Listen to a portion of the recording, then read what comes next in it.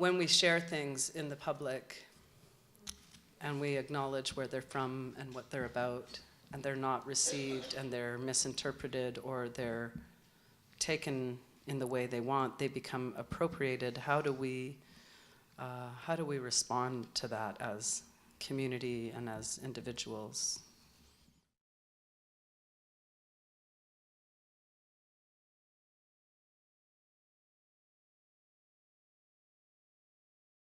An Indigenous artist gets their right to practice with cultural materials from their ancestors by being a part of that community and being connected to those ancestors and the elders in the communities, and being responsible to the communities and the elders and the ancestors.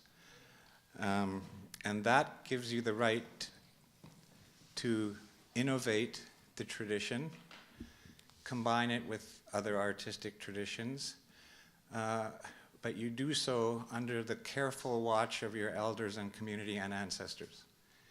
And if you are going to do something with your artistic practice that you might suspect might offend community, ancestors, elders, you make a decision not to do it. Or you have a discussion in the community with elders, and then you get them to help you decide if you should do it or not.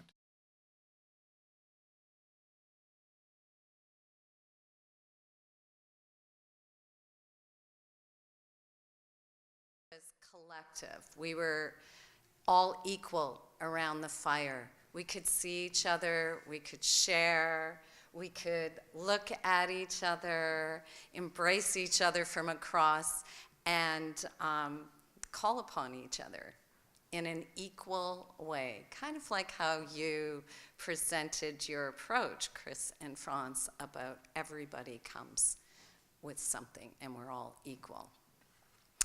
And then he said, then colonization started and houses were built. There's a fire was placed against a wall. And the person closest to the fire was the warmest, the richest, and then it went back, right?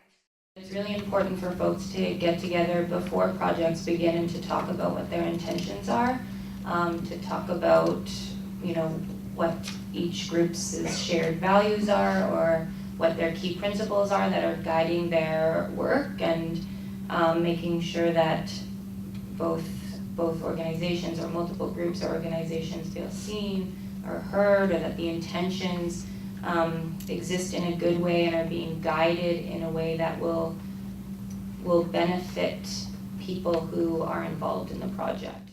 I feel like, just as the problem of racism is for white people to solve because they created it, rather than leaving it on the backs and shoulders of people of color to solve, in the same way that sexism and misogyny is for men to solve because they're the perpetrators of it. To expect women to solve that without men actively involved in that is ridiculous.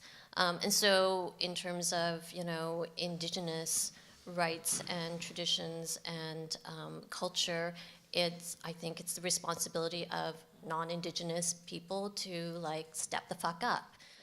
At least 5 times a week, I get a phone call or an email from someone asking me because they're afraid. People are afraid to do a lot of things right now and to engage with community. I also think, as our elder said at our last board meeting, he's like, I feel like it's a competition right now. All these organizations are trying to outdo each other to be more Indigenous. And they're like, we put it up on our this, and we put this over here, and we have this elder. Yeah, we have 6 elders. We have this. We're that. We did a drumming circle. We did that. Oh, yeah? You know what it is? It's like, oh. A lot of Canadians have a lot of work to do to even know how to enter into a conversation about relationship building. I think that a lot of awareness has been raised over the last 10 years, especially in relationship to the residential school history, obviously. But that actual work of what it means to be an ally or be an accomplice is like still really needs to take place.